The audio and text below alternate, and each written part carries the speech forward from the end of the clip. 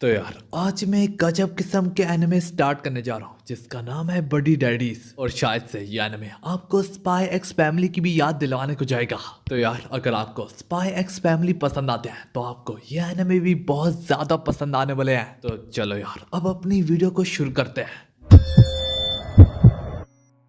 तो यार हमारी एपिसोड की शुरुआत एक प्राइवेट एयरपोर्ट से होती है जहाँ पे दो माफिया के बीच में माफियोसो डीलिंग चल रही होती है। दोनों पार्टीज के बंदे आमने सामने खड़े होते हैं। तो यार जिनमें से एक पार्टी गुड्स को डिलीवर करी होती है और दूसरी पार्टी गुड्स को अपसेट कर ली होती है। गुड्स को अपसेट करने वाली पार्टी उसके गुड्स को देखने के बाद कहने लगते हैं वक्त आ गया है कि मैं तुम्हें अपने बॉस से मिलवाऊं। कहने के बाद वो सारे के सारे लोग बड़ी बड़ी गाड़ियों में बैठ के अपने बॉडीगार्ड्स के साथ आगे बढ़ने लगते हैं और उन्हीं के बीच में एक अनजान शख्स जो कि पिज्जा डिलीवरी गाय के रूप में होता वो इन दोनों की दोनों माफियोसो फैमिली पे हमला कर डालता। और दिखने से ही लग रहा था पिज्जा डिलीवरी गाय के डिस्गाइज में वो शख्स काफी ज्यादा प्रोफेशनल है। उसे पता है, उससे मालूम है कि अपने काम को हैंडल कैसे करना है और अपने काम से प्यार का क्या मतलब होता है। तो हाँ यार लगभग सारी की सारी माफियोसा फैमिली के बंदों का खात्मा करने के बाद जो डिलीवर करने वाली पार्टी थी उसके अब सिर्फ 2 मेंबर्स ही बचे होते हैं। और रोड सेपरेशन होने की वजह से वो दोनों ड्राइवर समेत कैसे ना कैसे करके अपनी जान को बचा के वहां से फरार हो जाते हैं। थोड़ी सी दूरी पर आ जाने के बाद हिरांगी की तो बात ही होती, वो पिज्जा डिलीवरी का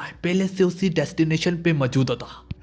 माफिया फैमिली के 2 बच्चे कुछ मेंबर्स उन्हें मालूम पड़ता कि यहाँ तक उनका अपना ड्राइवर भी उस पिज्जा गाय के साथ मिला हुआ है। वो ड्राइवर हर एक की जान ले लेता सिवाय इसी गाड़ी में मौजूद एक बंदे को कैप्चर कर लेता जो कि इन गुड्स को डिलीवर कर रहा था। इसी तरह सीन शिफ्ट होता एक अनजान जगह में। वहां पे वो ड्राइवर से कहने लगता है तो ये फेक, लेकिन मैं फिर भी जानना चाहूंगा क्या कर तुम इनकी स्मगलिंग कैसे कर रहे हो क्योंकि दिखते तो ये असली जैसे है। वो स्मगलिंग करने वाला माफिया का मेंबर डर के मारे फोन से उसे मोबाइल पास करते हुए कहने लगता सर मैं सिर्फ ऑर्डर्स को फॉलो कर रहा था, प्लीज मुझे जिंदा छोड़ दो। खैर यार यहाँ पे वो पिज्जा गाय और ड्राइवर गाय एकदम अपना काम प्रोफेशनल तरीके से अंजाम दे रहे थे। इसी में उससे आता है अपनी बेटी की तरफ से फोन जो कि उसे काजुका बुला रही होती है। वहीं पे उसे मालूम पड़ता कि उसकी बेटी को हो गया बुखार। ये बस काजुका की सुनने की देर थी, क्या बाढ़ में उसका धंधा। अब काजुका अपने साथ में ही मौजूद पार्टनर पे गुस्सा हो जाता और उसे कहने लगता ओए गधे कहीं के, तूने जब मेरी बेटी को उतारा था तूने कहा था वो बिल्कुल ठीक है।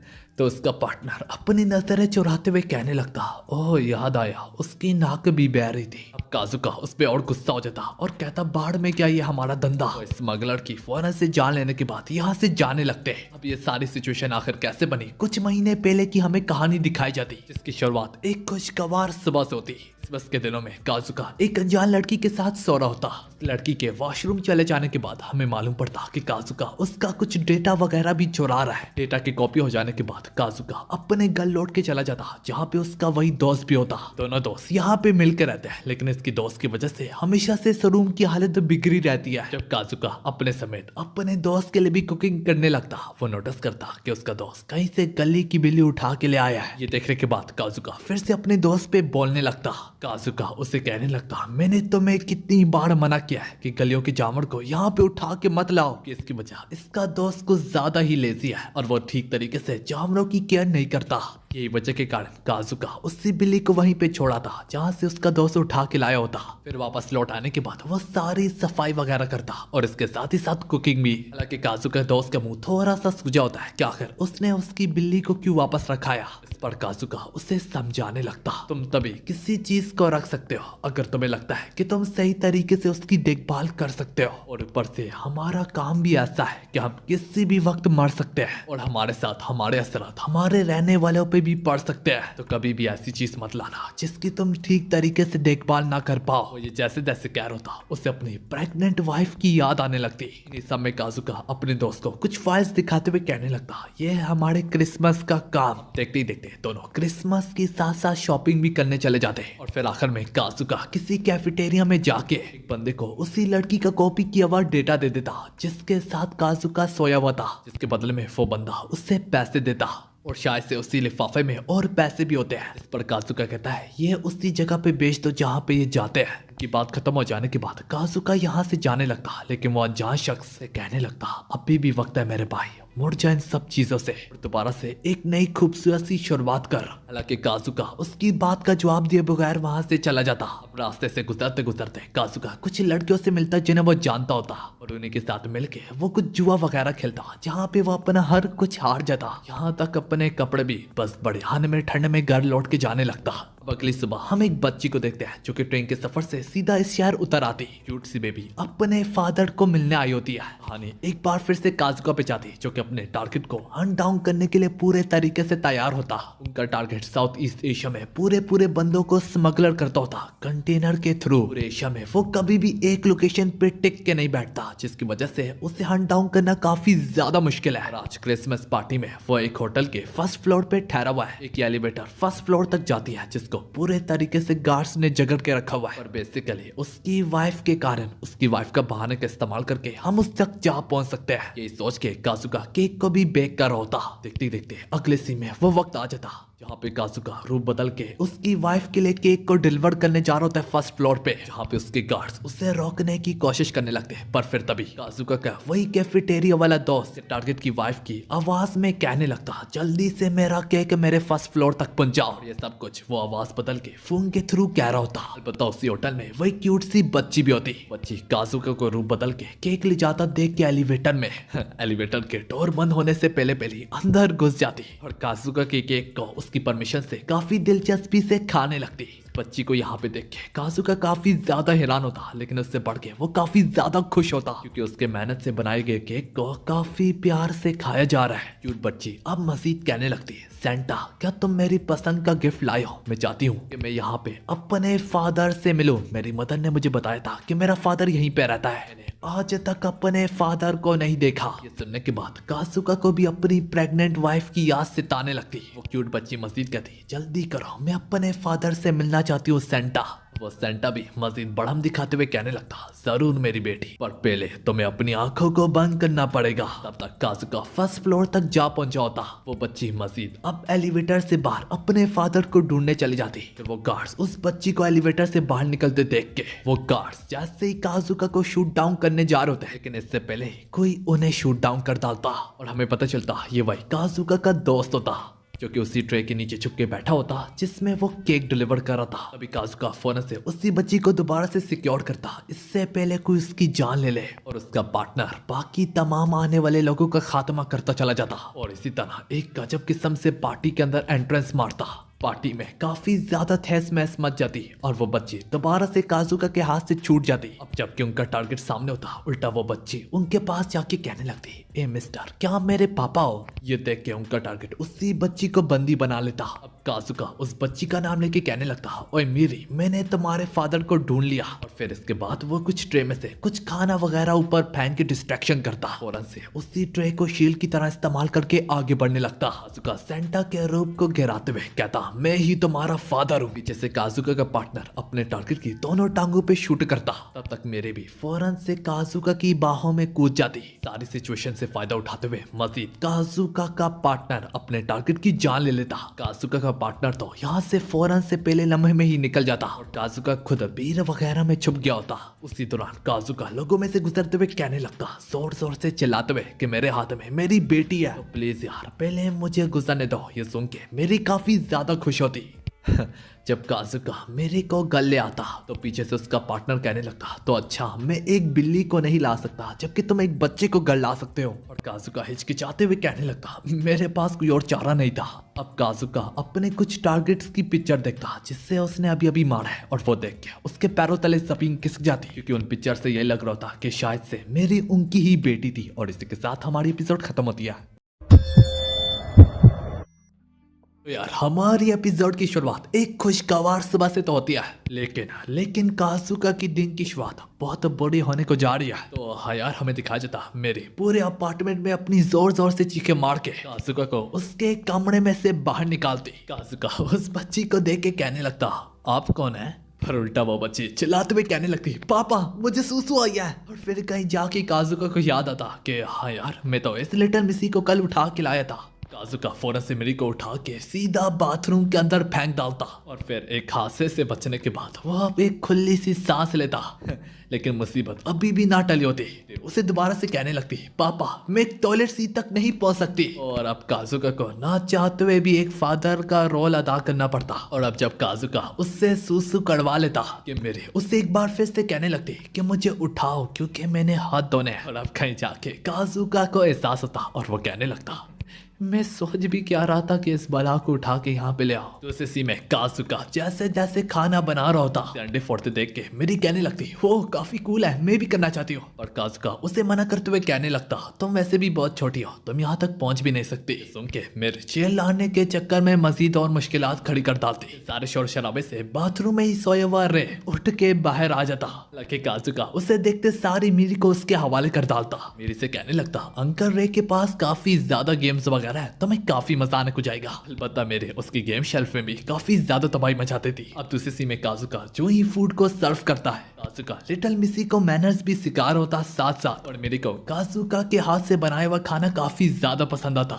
इसी दौरान हमें ये भी दिखाया जाता काजुका अपनी टारगेट की उन्हीं फाइल्स को देख रहा होता, जिन फाइल्स के थ्रू शायद से ये अंदाजा लगाया जा सकता है कि उसने कर रहा जिस टारगेट की जान ली है शायद से मेरी उसी की बेटी है। बीच में एक और लेटर भी निकलता और उस लेटर में लिखा होता, मैं अभी भी खफा हूँ कि तुमने मुझे धोखा देके किसी और से शादी कर ली, जबकि उस दौरान मैं प्रेग्नेंट भी थी। यही वजह से अब मैंने तुम्हारी तरफ भेज दिया और मैं चाहती हूँ कि तुम इसकी परवरिश करो। अगर तुम नहीं चाहते कि आप तुम्हारी न्यू वाइफ को ये पता चले तो मुझे इस चाइल्ड सपोर्ट के साथ ही साथ एक्स्ट्रा खर्चा भी भेजो और इसके बाद ही मेरी को मेरे पास भेजना। तब कुछ देखने के बाद काजुका यहाँ पे रे से कहने लगता, हम मेरी को इसकी मदर के पास बेचने की वापस कोशिश करेंगे। और बात तो यहाँ पे आके खत्म होती है कि इन्हें इसकी मदर के बारे में कुछ नहीं पता। तो काजुका अब स्ट्रेट मेरी से ही क्वेश्चन पूछने लगता कि तुम्हारी मदर कहाँ पे रहती है। तो मेरे को ज्यादा कुछ ना पता था, तो वो सिर्फ इतना ही कहती, वो बहुत ज्यादा दूर रहती है। ये सुन के काजुका आगे पूछता, तो तुम्हें यहाँ पे कौन लाया? तो मेरी इस पर बोलती, मैं यहाँ पे खुद आई हूँ ट्रेन में बैठ के। और अब काजुका थोड़ी खुशी से कहने लगता, ओ अच्छा कौन से स्टेशन से?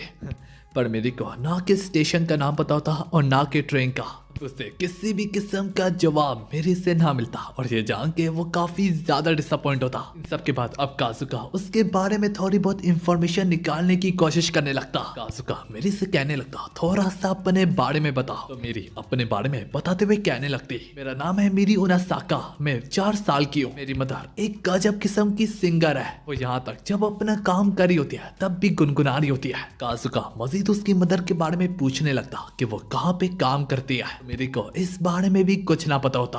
अब काजुका को ज्यादा इंफॉर्मेशन उस बारे में ना मालूम पड़ती। काजुका अब रे से सहमत होकर कहने लगता, चलो मैं कुयू से ही पूछने चला जाता हूँ कि तुमने जिस टारगेट को हमें असैसिनेट करने के लिए कहा था कि कोई उसकी बेटी वगैरह तो नहीं है। बात पे हमें शक तो है लेकिन यकीन नहीं। रे जो कि ज्यादातर घर में ही रहना पसंद करता है, लेकिन मेरे के घर पे रहने की वजह से वो भी जाने की जिद करने लगता। वहीं पे मेरी लैपटॉप की स्क्रीन को ऑन देख के टेबल पे जैसे जैसे चढ़ने की कोशिश करती, तो ऐसा करते हुए वो यहाँ तक कप ऑफ कॉफी के ऊपर गिर जाती। अब अगले स्थिति में काजुका उससे अब थोड़े से बड़े कपड़े तो दे देता, इसके साथ ही साथ वो उसका फेवरेट शो भी टीवी पे लगा देता। उसके बाद अब काजुका और रे क्यू के पास जाने लगते। इसी बीच में सीन शिफ्ट होता और दूसरे बीच में काजुका और रे जैसे ही क्यू की जगह पे एंटर करते, क्यू भी रे को अपने घर से बाहर देख के थोड़ा सा हैरान होता। यार क्यू ट्रैक पॉइंट पे उतरते हुए कहने लगता, रात की तुम लोगों की ठहस महस इस वक्त न्यूज़पेपर पे छाप दी गई है। क्यों इस पर उन्हें साफ साफ अल्फाजों में बताने भी लगता है, भाई मैं हर चीज को कवर अप नहीं कर सकता,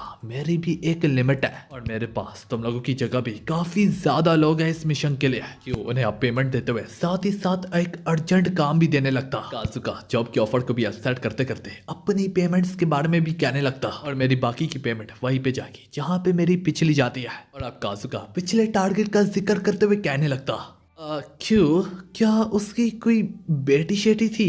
कि उसके जवाब में कहने लगता, मेरे मटेरियल्स के मुताबिक तो नहीं, लेकिन हाँ कुछ इंफॉर्मेशन हमने जानबूझ के छोड़ी थी, मैं फिर भी चेक कर लूंगा। आखिरकार काजुका और रे के यहाँ से चले जाने के बाद क्यू की शॉप पे एक और अनजान शख्स एंटर करता। उसे देख के क्यू काफी ज्यादा सीरियस होकर कहने लगता, तो तुम वापस आ गए हो टाउन में? वो अनजान असेसन या फिर जो कोई भी है वो अपना नंबर देते हुए कहने लगता, अगर मेरे लिए कोई जॉब हो सिर्फ मुझे कॉल करना। फिर से कहानी काजुका और रे पे जाती और वो जो ही अपने अपार्टमेंट में एंटर ही करते हैं, अपार्टमेंट में एक अजीब किस्म की खामोशी से पाते इसे महसूस करके रे फौरन से अपनी गन को बाहर निकाल लेता। रे अपार्टमेंट के नीचे वाले फ्लोर में काफी ठेस महस पाता, जो देख के उन्हें काफी ज्यादा मेरे की चिंता होने लगती। और अब सिचुएशन गुजरते हुए लम्हों के साथ ही साथ मजीद बद से बदतर होती चली जा रही होती। इसी बीच में उन्हें अपर फ्लोर से कुछ चीजों वगैरह की गिरने की आवाजें सुनाई देती, और जब वो लोग ऊपर फ्लोर में जाते वो इससे भी कई गुना ज्यादा ठेस महस पाते। और फिर बाद में उन्हें पता चलता इस अपार्टमेंट में कोई भी नहीं घुसा, और ये सारी की सारी तबाही उनकी लाडली मीरी ने मचाई है। दरअसल मीरी उनके साथ हाइड एंड सीक खेलना चाह रही होती, और खुद के लिए एक अच्छा सा स्पॉट ढूंढने के लिए उसने ये सारी की सारी तबाही कमरे में मचाई हुई है, मेरा मतलब पूरे अपार्टमेंट में। मेरी में इसी टेस्ट में इसने एक अच्छी खासी गन भी ढूंढ रखी होती। अब वो उनकी तरफ पॉइंट करते हुए कहने लगती, अब मैं तुम लोगों को ढूंढूंगी। इसके हाथों में गन देख के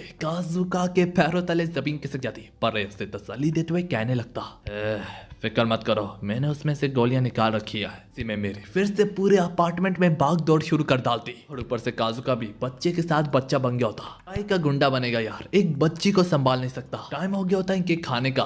वहीं पे काजुका खाने के साथ ही साथ अपने मिशन मटेरियल्स को भी चेक कर रहा होता। उनका टारगेट ड्रग्स डीलिंग के मामले में एक तरह से किंग है। वो पूरे तरीके से एक बहुत बड़ी मेंशन में रह रहा है, जहाँ पे सिक्योरिटी काफी ज्यादा टाइट है। वो बहुत बड़ा गैंगस्टर माफिया अंडरग्राउंड में इन्वॉल्व है। उसकी मेंशन चारों तरफ क्लिप से बड़ी पड़ी है, इस वजह से एक गजब किस्म की स्नाइपर शॉट को लेना लगभग इम्पॉसिबल है। तो रे तुम इस बारे में क्या कहना चाहोगे? तो रे अब अपना मुंह खोलते हुए बोलने लगता, मैं तो कहता हूँ सामने से टूट के इनकी माँ बहन को एक कर डालते हैं। इस पर अब काजुका थोड़ा सा चिल्लाते हुए कहने लगता, ओए ओए तो बताओ तुमसे ऑलरेडी बोल भी क्या कर रहा था। परसों रात जो हमने तबाही मचाई है, सारी की सारी सिचुएशन को क्यों ने बड़ी मुश्किलों से कवर अप किया है। एक तरफ तो ये सारी की सारी बातें चल रही होती कि इसी बीच में मेरे दोबारा से एक बार काजुका के पास आके कहने लगती, पापा आपकी स्टिक मामा से काफी ज्यादा डिफरेंट है। जो सुन के काजुका काफी खुशी से कहने लगता, वाह मुझे काफी खुशी हुई, काफी अच्छे से डिफरेंस का पता है, इसमें मैंने बहुत स्पेशल चीजें इस्तेमाल किया है। लेकिन मेरी उल्टा कहने लगती, नहीं मेरा वो मतलब नहीं था, मामा का काफी ज्यादा बेहतर होता है। ये सुन के काजुका को बहुत बड़ा झटका मिलता।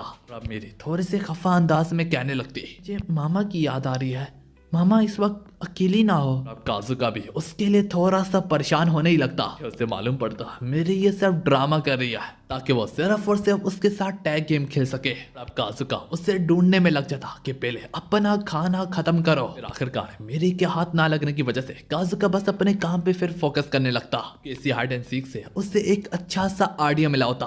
अब हमें दिखाया जाता काजुका किसी सिक्योरिटी सर्विसेज से कुछ चीजें वगैरह चुरा रहा होता कि वो उसके टारगेट की मेंशन में सिक्योरिटी चक्कर बन के जाए। फिर वो जब सारा सामान पूरा करके अपने मिशन के लिए जाने लगते अपने अपार्टमेंट से तैयार होता देख के मेरी भी उन्हें कहने लगती, मैं भी आप लोगों के साथ आऊंगी। बता रहे और काजुका उसे जबरदस्ती अपार्टमेंट में बंद करके जाने की कोशिश करने लगते, पर मेरी के जोर जोर चिल्लाने और रोने धोने की वजह से अपार्टमेंट में कुछ लोग इकट्ठे होने लगते। अब ये देख के काजुका मजबूरन अब मेरी को भी अपने साथ ले जाने लगता। अब काजुका को यहीं से अपने प्लान पे पानी फिरता हुआ दिख रहा होता। इस सब में कहानी उस बदमाश की मेंशन पे जाती है जो कि हर तरफ पूरे सिक्योरिटी मैन और कैमरा मैन से बड़ी पड़ी होती है, और उसकी मेंशन किसी रिवर के पास कुछ दरख्त वगैरह के बीच में बनी पड़ी है। और अगर वो इसी जगह से बाहर निकलेगा तो वहां पे खड़ा होगा रे। अगर वो काजुका के घुसने की वजह से इमरजेंसी एस्केप करेगा भी तो वो भी सिर्फ इन्हीं रिवर से गुजरते हुए सी की तरफ बढ़ेगा। सारा का सारा प्लान काजुका खुद के दिल ही दिल में कह रहा होता। वो सिक्योरिटी चक्कर बन के उसकी मेंशन में बेल बजाने को ही जा रहा होता कि मेरे उसकी कंपनी बस में बैठी हॉर्न बजाने लगती। काजुका अब तंग आके दोबारा से मेरी के पास आता और उससे पूछता, भाई क्या हुआ?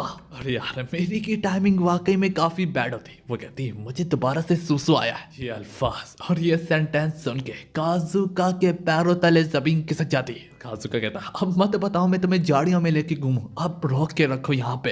काजुका पे पड़ जाती हैबत और वो जल्दी से अपने मिशन को कंप्लीट करने की कोशिश करने लगता। काजुका मिशन में एंटर करने से पहले अपने सामने गेट कीपर को पाता है। वो कहने लगता, मैं सिक्योरिटी चेकर हूँ। तो हाँ यार, काजुका की चेकिंग करने के बाद उसे मिशन में एंटर करने की इजाजत दी जाती। इस सब में काजुका को सिक्योरिटी कंट्रोल रूम में भेज दिया जाता।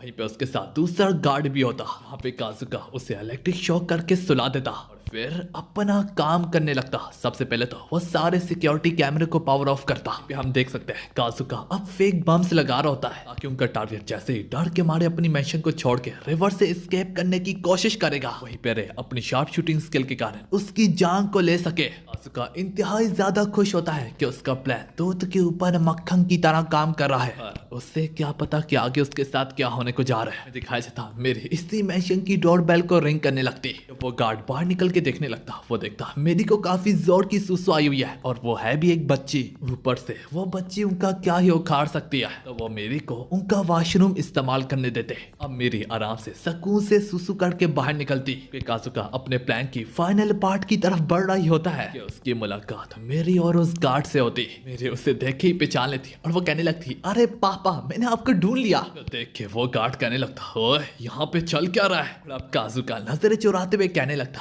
अरे बच्ची तू ये क्या बोली है, मैंने तुझे कभी जिंदगी में नहीं देखा, मैं तेरा पापा नहीं हूँ। वो गेट कीपर इनके प्लान को थोड़ा बहुत समझ गया होता तो वो फौरन से सिक्योरिटी को बुलाने लगता। इस वजह से काजुका मेरी को लेके मैंशन से बाहर निकलने की कोशिश करने लगता और उल्टा मेरी यहाँ पे मैंशन में भाग दौड़ शुरू कर देती है। मेरी के पीछे काजुका भाग रहा होता है और काजुका के पीछे मजीद और गार्ड्स भाग रहे होते हैं। फेक बम्स की वजह से पूरे मैंशन में सिक्योरिटी अलार्म बोल पड़ते हैं। तरह से मैंशन में कयामत मची होती है। भाग दौड़ यहाँ पे भी आके खत्म ना होती बल्कि मजीद चलती चली जा रही होती। का पीछा करते करते काजुका अपने टारगेट के रूम में भी यहाँ तक जा पहुंचता। अब कहीं जाके काजुका मेरी को तो पकड़ लेता है लेकिन काजुका भी चारों तरफ से पकड़ा जाता। वो लोग बस काजुका की जान को लेने को ही जा रहे होते। इसी बीच में बाहर की तरफ से सीधा गोलियां अंदर को आने लगती कि बारी बारी धीरे धीरे एक एक गार्ड्स की जान को लेती चली जा रही होती। बुलेट्स को शूट करने वाला हमारा शार्प शूटर रे होता। रे एक एक करके सबकी जान लेते हुए कहने लगता, मैंने तुम्हें पहले ही कहा था यही एक चारा है हमारे पास, सामने से टूट के इनकी माँ बहन को एक करना। सबका ध्यान रे की तरफ होता क्योंकि वो शूटिंग कर रहा होता जबकि काजुका मेरी को बचा के सारी फायरों के बीच में से गुजर रहा होता। वहां पे काजुका चिल्लाते हुए कहने लगता, ओए रे इन्हें दफा कर, हमारे प्लान पे पानी फिर चुका है, यहाँ से निकलने की कर। इसी दौरान काजुका मेरी के साथ ही साथ रे को भी उठा के भागने लगता। चल में काफी दबाई मचा के और अपना मिशन फेल करके ये लोग यहाँ से निकल लेते। यहाँ से फरार होते होते काजुका अब सबसे कहने लगता, तुम सब जिम्मेदार हो इस सब में। ओए मेरी तुमने अपने सुसु के साथ ही साथ मेरे पूरे प्लान पे भी मूद कर डाला। सबसे बढ़ के तुम वहां पे मारी भी जा सकती थी। और घर के बाहर मुझे कभी भी पापा मत बुलाना। इस पर मेरी हाँ कहते हुए कहने लगती, ठीक है पापा। सुन के काजुका कहने लगता, वाह बेटी काफी अच्छी मिसाल दे रही हो। पापा बोल के भी कहती है कि मैं पापा नहीं बोलूंगी। अब कहानी इनकी अपार्टमेंट की तरफ शिफ्ट होती है। वहां पे इन्होंने मेरी को तो सुला ही दिया होता और वो कह रहे होते मेरी की वजह से हम सही से काम नहीं कर पा रहे। जिस सब के बाद उन्हें क्यू की तरफ से फोन आता जो उन्हें सबसे पहले शाबाशी देता और उन्हें कहने लगता, फिक्र मत करो तुम्हें मैंने हटा दिया है, ये काम अब मैं किसी और को देने को जा रहा हूँ। जहाँ तक तुमने एक बच्ची के बारे में मुझसे पूछा था, हाँ तुम्हारे पिछले टारगेट की बच्ची थी और एक मिस्ट्रेस के साथ। मैं तुम्हें उस छोटी बच्ची के बारे में डिटेल्स बाद में सेंड करूंगा। उनको बंद करने के बाद काजुका रे से मुखातिब होकर कहने लगता, हमें इसकी मदर की लोकेशन जल्द ही मिलने को जा रही है। और इसी के साथ हमारी ये अफरा तफरी वाली एपिसोड खत्म होती है। तो यार हमारी एपिसोड की शुरुआत रे के एक छोटे से पास से होती है। इसकी शुरुआत में हमें एक जाती एक तरफ तो काजुका अपना लटकाया हुआ मुंह लेके वापस आ रहा था और दूसरी तरफ से रे अपना लटकाया हुआ मुंह लेके मेरी के साथ आ रहा होता। अगर कोई यहाँ पे खुश होता तो वो सिर्फ और सिर्फ मेरी होती। फिर यहाँ पे काजुकी से कहने लगती, पापा पापा मैंने रे पापा के साथ खेला था। जिस सब के बाद काजुकी भी रे पापा कह के उससे तंग करने लगता। अब काजुका जैसे कि उसकी मदर से मिलने गया था, रे कहता तो अब क्या। इस पर काजुकी थोड़ा सोचते हुए कहने लगता, चलो घर चलते हैं और घर जाते जाते हम कुछ रास्ते से खाते हुए जाएंगे। पर सवाल पूछते हुए कहने लगता, हमसे मतलब क्या वो भी। काजुकी इसके जवाब में हाँ ही कहता। इसी तरह रात को वो लोग घर पहुंच जाते जहाँ पे काजुकी मेरी को वही हमबर्ग स्टेक खिलाता जो कि उसकी मदर मार्केट से खरीद के उसे देती होती थी। उसे काफी शौक से खाते हुए कहने लगती, काजुकी पापा से ज्यादा बेहतर है। और अब रे कभी कुछ यूं ही कहना होता। काफी यार ये वाली एपिसोड काफी ज्यादा हार्ट टचिंग थी। इसी के साथ हमारी एपिसोड खत्म होती है।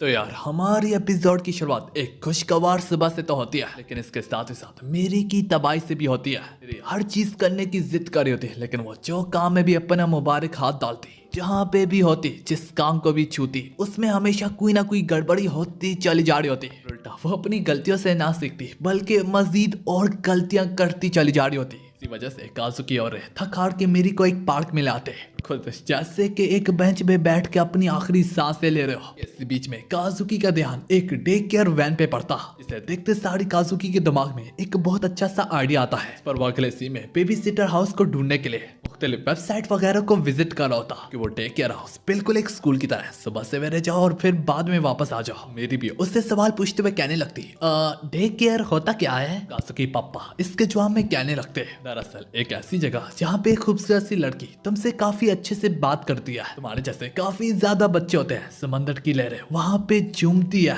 कि ये बात तो रे को भी नहीं पता होते। और वो ये सुन के कहने लगता ओहो सच में? तो हाँ यार इतना कुछ सुनने के बाद मेरी भी वहाँ पे जाने के लिए तैयार हो जाती है। बदकिस्मती से काजुकी जिस जगह पे भी सर्विसेज के लिए अप्लाई करता किसी वजह से इनकार करती चली जा रही थी। जैसे कि हमारे पास बच्चे बहुत ज्यादा है रिक्रूट्स के लिए और जगह नहीं बची। जो कि बहुत सारी जगह पे ट्राई करता पर एक भी काम ना आती। तो यार और कहीं जाके लेने के लिए तैयार तो होती है लेकिन उसके लिए भी पहले गवर्नमेंट ऑफिस जाना पड़ेगा। काजुकी भी आखिरकार तंग हार मांग के बैठ ही जाता। वो काफी फ्रस्ट्रेटेड अंदाज से कहने लगता एक तो मुझे समझ में ही नहीं आती। हमने क्या अप्लाई करने का सोच लिया पूरी दुनिया ही आ गई है। जैसे कि इसी बीच में रे कहने लगता भाई अपनी नजर जरा मेरी की तरफ से दौड़ाई। काजुकी भी अब मेरी की तरफ यूं ही देखता यहाँ पे पहले से ही जाने के लिए तैयार बैठी होती है। वो काफी ज्यादा एक्साइटेड होती है। इसी वजह से उन्हें मजबूरन गवर्नमेंट ऑफिस को विजिट करना ही पड़ता। इसी ऑफिस में काजुकी को वेट करने के लिए नंबर दिया जाता और इनका नंबर आते आते घंटे गुजर जाते। और जब कहीं जाके उनका नंबर भी आता मेरा रिसेप्शनिस्ट उसके एनरोल होने के लिए उससे इतना ज्यादा पेपर वर्क दे देता कि घर जाके काजुकी के पैरों तले जमीन खिसक जाती। आखिरकार तंग आके काजुकी इन पेपर्स को बाढ़ में फेंकने को जा रहा था। तो देख के मेरी की दजियां उड़ जाती। इसी वजह से मेरी दौड़ते दौड़ते आके सीधा काजुकी के पेट में अपना सर दे मारती और इसके बाद काजुकी की भी दजियां उड़ा देती। फिर मेरी अब जोर जोर से रोते हुए कहने लगती कि पापा आपने मुझसे वादा किया था तो मैं भी डे केयर में जाके ही रहूंगी। बार फिर से काजुकी अपने दिल पे पत्ता रख के बीच से रास्ता ढूंढने लगता। वो कहने लगता अब तो मुझे 2 नंबर ही करनी पड़ेगी। मतलब कि काजुकी यहाँ पे सारे के सारे पेपर्स वर्क को अपनी हैकिंग से बड़ा है। ओह यार इस पर रे अब कहने लगता चलो यार हमारा बैड बिजनेस की स्किल्स किसी काम तो आए। उसी में दिखाया जाता इसी हैकिंग स्किल के कारण उसकी एप्लीकेशन वगैरह को अपसेट कर लिया जाता जिन सब में ऑफिस के बाहर आ जाने के बाद जब तक इन फाइल्स को आगे भेजा जाएगा काजुकी लोग ये डिसाइड करते हैं कि तब तक वो और जगह में भी ट्राई करेंगे। वो डे केयरिंग के लिए जाने लगते हैं कि फिर तभी यार हमें दिखाया जाता रे उल्टे कदम यहाँ से भाग रहा होता।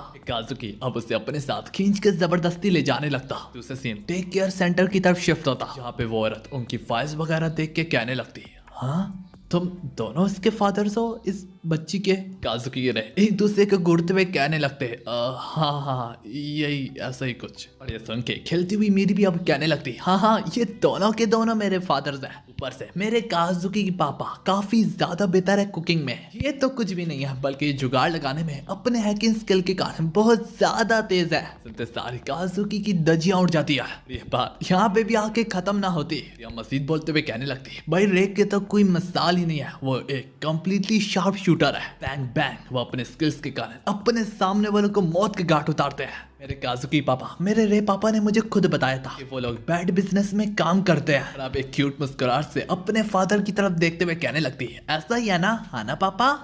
और अब हमें दिखाया जाता उन्हें मजबूरन ये जगह छोड़ के जानी पड़ती। अब यहाँ से भागने के बाद वो लोग फौरन से अगले डे केयर सेंटर जाने लगते। यहाँ पे काजुकी अब पहले से मेरी को समझाने लगता है मेरी पिछली बार की तरह कुछ गड़बड़ मत करना और याद रखो जब भी मैं कुछ बोलूंगा इसके आगे से तुमने कुछ नहीं कहना सवाए इतना जैसे कि मेरे पापा ने कहा। बस अपने पापा को तसल्ली देते हुए कहने लगती फिक्र मत कीजिएगा पापा।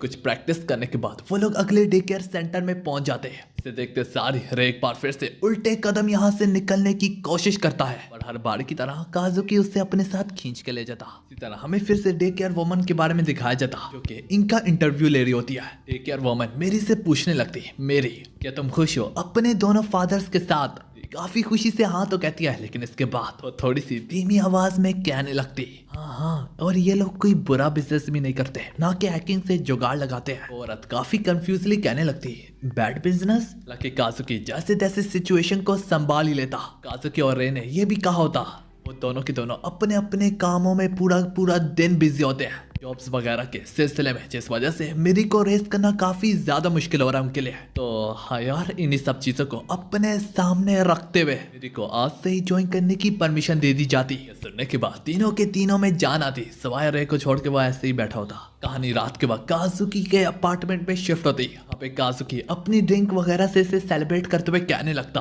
ओए ओए, अभी अभी मुझे थोड़ी देर पहले गवर्नमेंट कॉल भी आई थी, तो इसका मतलब हमारा पेपर वर्क से छुटकारा। अरे इन्हें क्या मालूम, ऐसा तो सिर्फ इन्होंने सोचा था। पेपर वर्क की सूरत में अब इनके सामने आती है टेक केयरिंग की पॉलिसी, जहाँ पे तो काफी कुछ होता, लेकिन इसके साथ ही साथ मेरी के पास ये अपनी चीजें मस्ट होनी चाहिए। इसमें था meal time apron, hat, change of cloth, slipper, hand towel, नैपमेट और काफी कुछ, टूथब्रश, शैम्पू, सैनिटाइजर और इसके साथ ही साथ एक अहम चीज, कॉन्डम। सॉरी अरे यार, इतना कुछ सुनने के बाद काजुकी का दिमाग फटने लगता। तो हाँ यार, अब इन सब रिक्वायरमेंट्स को पूरा करने के लिए काजुकी मेरी को एक बहुत महंगे ब्रांड स्टोर में ले आता। कहते हुए your first impression is your last. ना कि सब मिली, बल्कि काजुकी रेस से कहने लगता, कल हमने भी उसके साथ जाना है, तो इसका मतलब हमें भी कुछ महंगा खरीदना पड़ेगा।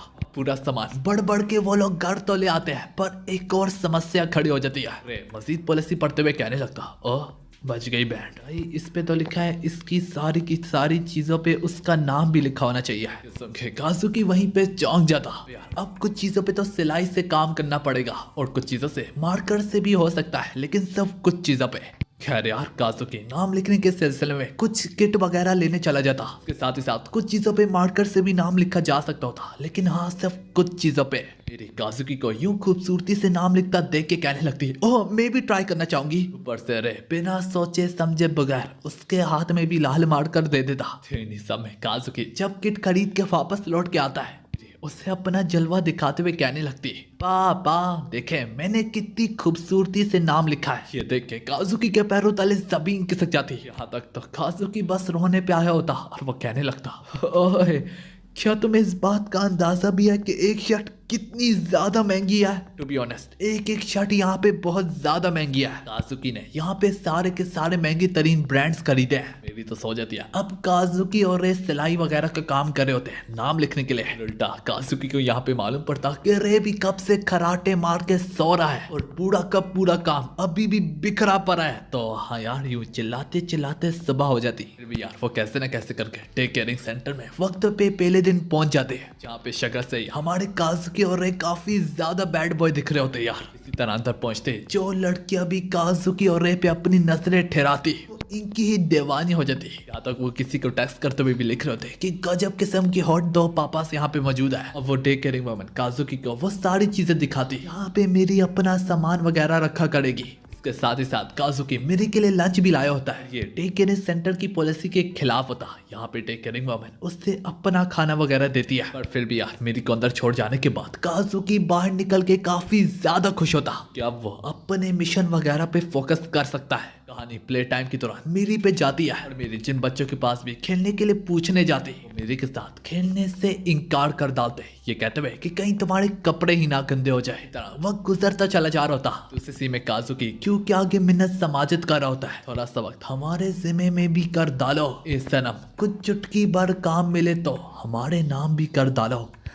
पर ये सुनने के बावजूद भी क्यों कहने लगता, हाँ हाँ अगर मेरा मन किया तो, वैसे भी काफी बर्बादी कर चुके हो तुम। इसी बीच में काजुकी और रे मेरी को आप उसके डे केयर सेंटर से लेने जाते। काजुकी मेरी से मिलते सारी कहने लगता, तो कैसा रहा तुम्हारा पहला दिन? यहाँ पे मेरी थोड़ा सा बोर सा हो रही थी, पर फिर भी मेरी कहने लगती, मुझे कुछ पता नहीं। तो हाँ यार, इसी तरह वक्त गुजरता चला जा रहा होता मेरे भाई लोगों। सेकेंड डे में जब काजुकी मेरी को लेने आता, मेरी से पूछता तो कैसा रहा तुम्हारा दिन? वहीं पे मेरी अपने नजरें चुराते हुए कहने लगती, ये वैसा नहीं था जैसा कि मैंने सोचा था। यहाँ तक तो थर्ड डे में मेरी का रिएक्शन ऐसा होता जैसे मैं कॉलेज से लौट के वापस आ रहा होता हूँ। ये वजह से काजुकी अब फोर्थ डे में मेरी की परफॉर्मेंस देखने जाता, जहाँ पे वो मेरी को सबसे अलग पाता। इसी बीच में उसकी मुलाकात में सैना से भी होती।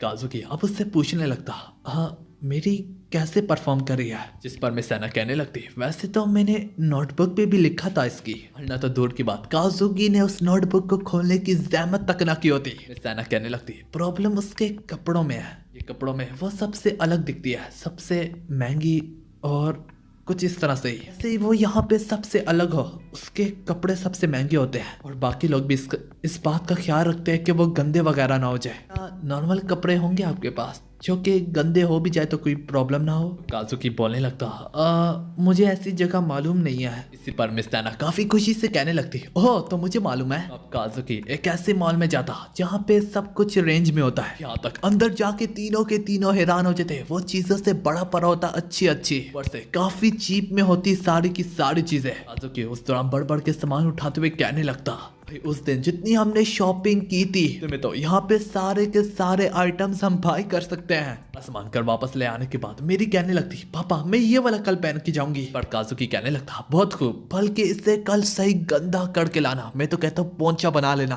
अगले दिन मैं सहना उसके कपड़े देख के ही काजुकी से कहने लगती, भाई ये तो गजब है। सब इतना बल्कि प्लेग्राउंड के दौरान काजुकी सब बच्चों का ध्यान अपने फुटबॉल स्किल्स के कारण अपनी तरफ करवाता। देख के सभी बच्चे कहने लगते, वाह मेरी तुम्हारा फादर कितना कूल है। और अब मेरे समय सारे लोग मिल मिला के आपस में खेलने लगते। काजुकी वहां से चला जाता। अब जब वो दोबारा मेरी को दोपहर के वक्त लेने आता, जाते जाते सारे लोग मेरी को टाटा बाय बाय कर रहे होते। मेरे ने काफी सारे न्यू फ्रेंड्स बना लिए होते। आगे से पिता जब काजुकी उससे पूछता, तुम्हारा दिन कैसा रहा, मेरे मुस्कुराते मुस्कुराते कहने लगती, पापा मुझे बहुत ज्यादा मजा आया। तो हाँ यार, इसी के साथ हमारी एपिसोड यहाँ पे खत्म होती है। यार हमारी एपिसोड की शुरुआत में हमें बताया जाता है टेक केयरिंग के लिए अभी तक जितने भी खर्चे वगैरह हुए होते हैं, सबको देख के काजुकी का दिमाग खराब होता चला जा रहा होता है। वो कह रहा होता, अगर ऐसे तो चलता रहा हम गरीब हो जाएंगे।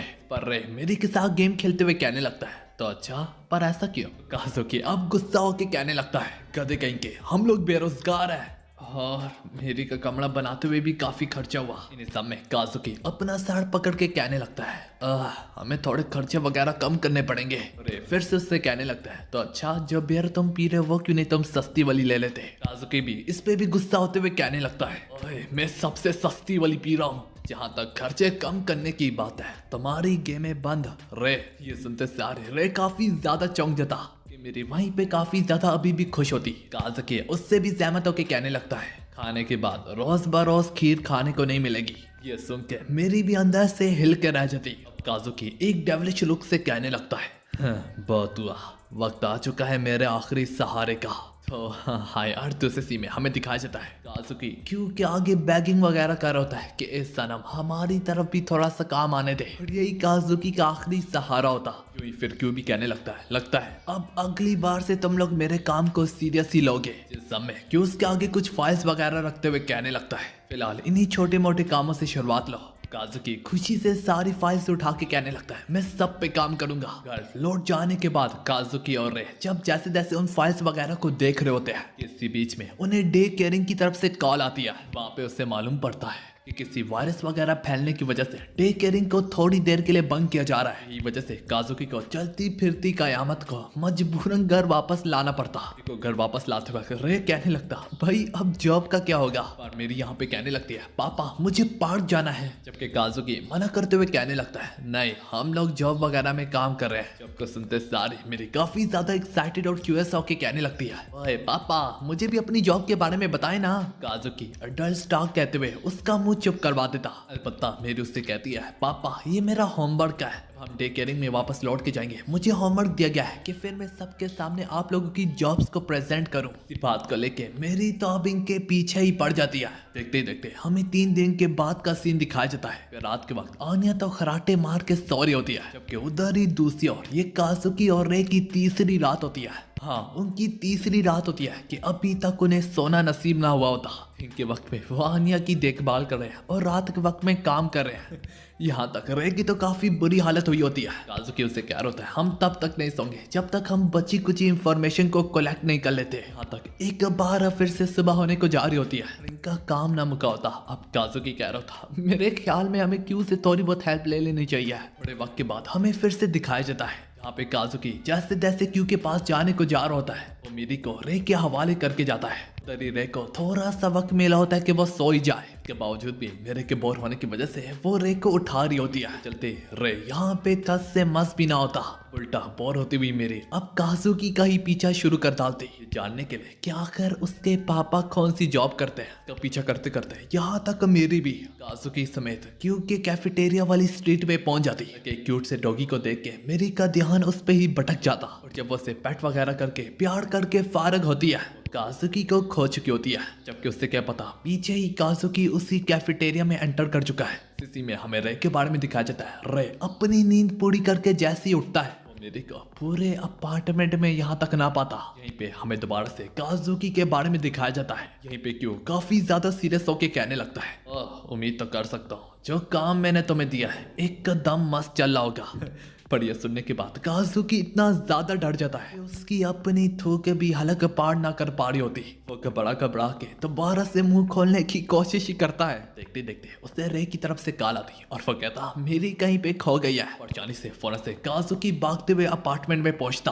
बातें सारे एक बार फिर से पूरे अपार्टमेंट में छप्पा छप्पा छान मारा होता। उसके साथ ही साथ वो रे पे काफी ज्यादा गुस्सा भी होता है। अब वो दोनों की दोनों बाहर निकल के अलग अलग रास्ते पे मीरी को ढूंढने लगते हैं। दूसरी ओर हमें मीरी के बारे में दिखाया जाता है जो कि घूम फिर के वापस उसी कैफेटेरिया वाली स्ट्रीट में आ जाती है। अब जैसे तैसे उसी कैफेटेरिया में से एक का हिटमैन बाहर निकल आई होता है कि मेरी उससे टकरा के गिर जाती है। तबे शायद से ये वही अनजान सा हिटमैन है जो कि हमें कुछ एपिसोड पहले दिखाया गया था। खैर यार उस हिटमैन के चले जाने के बाद क्यों भी उस कैफेटेरिया से बाहर निकलता और वह मेरी को थोड़ा सा परेशान देख के ही समझ जाता है कि ये कहीं पे खो चुकी है। इस सब में हमें कुछ लंबे बाद का सीन दिखाया जाता। वहीं पे काजुकी और रे भी मेरी को ढूंढते ढूंढते इसी कैफेटेरिया स्ट्रीट में जा पहुंचते, और मेरी के यूं ना मिलने की वजह से अब काजुकी काफी फिक्रमंदी से कहने लगता है भाई हमें पुलिस से मदद अब लेनी चाहिए। सोचो सारा इस बारे में किसी कुत्ते ने उससे किडनैप भी कर लिया होगा। वैसे तो मुझे पुलिस की क्या जरूरत है, आखिरकार मैं खुद भी तो एक हिटमैन हूँ। कमीने को ढूंढूंगा जिसने मेरी बेटी को छूने की कोशिश की, उससे मैं मड़ूड़ूंगा और फिर तोड़ डालूंगा। और यहाँ पे रे उससे कह रहा होता है भाई क्यों ना पहले कुछ ठंडा पी ले। की वजह से अब काजुकी को मजबूरन इसी पास वाले कैफेटेरिया में जाना पड़ता। जब वो यहाँ पे एंटर ही करते हैं मेरे को यहाँ पे आराम से बैठा जूस एंजॉय करते हुए देखते से अपनी आंखों से देखते सारे काजुकी फौरन से जाके उससे गले लगा था और उसकी जान में जान आती। मेरे उसे परेशान देख के कहने लगती है मुझे माफ कर दीजिएगा पापा। पर पापा का लफ्ज सुन के यहाँ पे कोई और परेशान होने लगता है। वो क्यों होता क्यों अब कहने लगता पापा। हाँ अब क्यों के मुंह से पापा का लफ्ज सुन के यहाँ पे कोई और भी परेशान होने लगता, और वो होता काजुकी। यही वजह से अब वो ऊंचा ऊंचा बोलने लगता ओह मेरी तुम्हारे माँ बाप काफी ज्यादा परेशान हो रहे होंगे, और क्यों तुम्हारा शुक्रिया हम इस बच्चे को ढूंढे थे और अच्छा किया तुमने इसे अपने पास रख लिया। तो क्यों इस पर कहने लगता कोई बात नहीं बस मैंने तो एक बेगाड़ को घर दे दिया। इस समय काजुकी मेरी को धीमी आवाज में कहने लगता है ओए कभी भी मुझे इस बंदे के सामने अपना पापा मत बुलाई। खैर यार इसी बीच में क्यों फिर से उसे पूछने लगता है भाई मेरी जॉब का क्या हुआ। अब काजुकी का दिमाग मजीद और फट रहा होता और वह फिर भी बहाने बनाते हुए कहने लगता है वाह भाई वाह तेरा काम तो एकदम वधिया चल रहा है, आला लेवल का, मैं क्या ही बताऊं A1। और क्यों भी एक बार फिर से काजुकी की दुम पे पैर रखते हुए कहने लगता है होना भी चाहिए क्योंकि मैं इस बार कोई बहाना नहीं चाहता। तो एक बार मैं फिर से कहूंगा क्या तुम सही कह रहे हो। अब काजुकी लाइन पे उतरते हुए कहने लगता है वो क्या है ना इतना भी वधिया नहीं चल रहा। दरअसल हमने बेबी सिटिंग वगैरह का काम भी शुरू किया हुआ है, तुम्हें तो पता ही होगा। तो क्यों तंग आके एक सांस बढ़ते हुए कहने लगता है क्या होगा अगर इस बच्ची का साया भी तुम्हारे आसपास ना भटके, तो फिर क्या तुम इस काम को पूरा कर लोगे।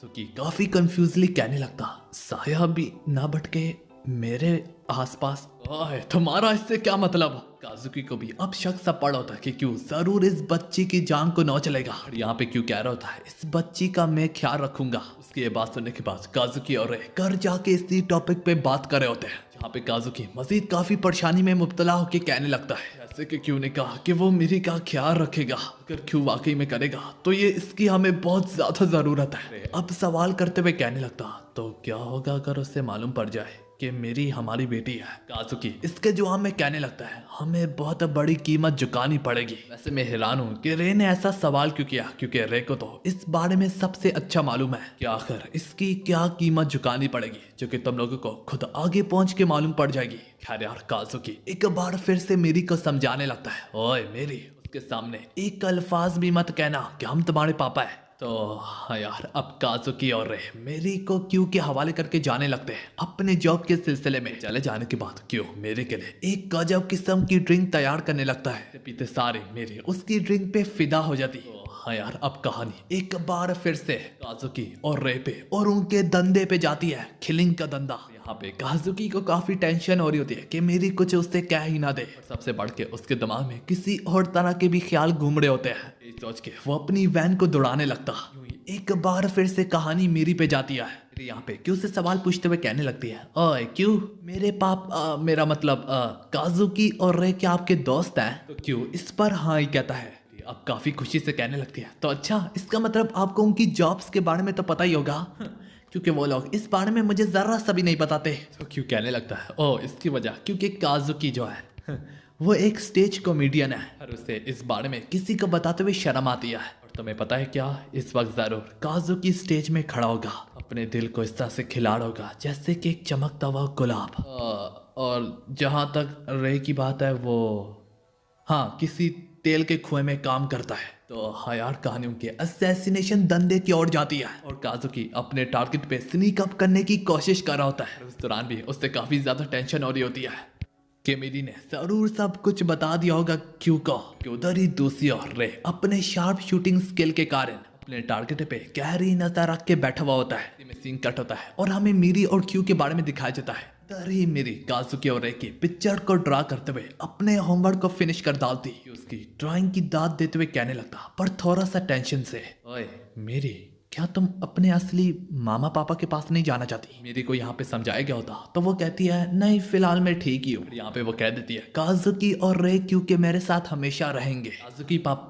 काजुकी का खाना बहुत ज्यादा अच्छा होता है। रे मेरे साथ हमेशा से मजेदार गेम खेलता है और मैं उन्हें हद से ज्यादा पसंद करती हूँ। देखते देखते रात हो जाती है और काजुकी रे भी अपना मिशन कंप्लीट करके यहाँ पे सही सलामत पहुंच जाते हैं। लेट आने की वजह से मेरी यहीं पे सो गई होती है। जब उठा के ले जाने लगता है, वो अपनी सोई हुई हालत में कहने लगती है, पापा रे, पापा काजुकी कहाँ रह गए हो? काजुकी अब बहाना बनाते हुए कहने लगता है, भाई बच्चे भी कितने नादान होते हैं। क्यों सीधा पॉइंट पे उतरते हुए कहने लगता है, बहाने बनाना बंद करो, मुझे सब कुछ पता है। तो हाँ यार, यहाँ पे सीन कट होता है दूसरे सीन में। केयरिंग में आज पेरेंट प्रेजेंटेशन डे होता है। यहाँ पे मेरी काजुकी और रे के काम को प्रेजेंट करते हुए ये कहते हुए कि मैं उनसे बहुत ज्यादा प्यार करती हूँ, वो उनसे जाके चमड़ जाती।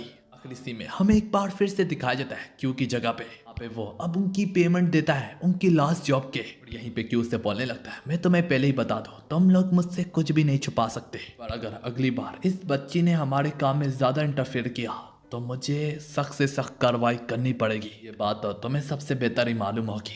ये एक ऐसा बिजनेस है जिसमें हम लोग कभी भी मर सकते हैं और तुम लोग यहाँ पे फैमिली गेम खेल रहे हो। अगर तुम लोगों ने ऑर्गेनाइजेशन को धोखा देने की हिम्मत अभी की, अरे तुम्हें तो सबसे बेहतर ही मालूम होगा क्या होता है उनके साथ। हाँ यार, यही बात मैंने तुम लोगों को थोड़ी देर पहले बताई थी कि रे को तो ये बातें सबसे अच्छे से मालूम है, की वजह तुम लोग जल्दी आगे जान लोगे। अरे यार क्यों अब मजीद बोलता, ये मत बोलो, हम ही है वो वाहिद शख्स जिन्होंने इसके असली पेरेंट्स की जान ली है, मतलब कि उसका फादर। हाँ, मैं ये भी कहना चाहूंगा, मेरी के साथ मैंने थोड़ा सा वक्त ही गुजारा, इससे ही मुझे मालूम पड़ता है तुम लोग उसे काफी लाड और प्यार से पाल ले हो। काफी स्वीट कल है, शायद से वो तुम दोनों को ही बदल डाले। पर मत बोलो, हम कल भी मर सकते हैं, क्या पता कोई हमारे खिलाफ बदले की तलाश में आए। तुम लोग उस बच्ची की भी जान को खतरे में डाल ले हो क्योंकि वो तुमसे जोड़ी पड़ी है। अगर तुम लोग इसके लिए तैयार हो तो कल बचताना मत। इसी के साथ हमारी एपिसोड यहाँ पे खत्म होती है।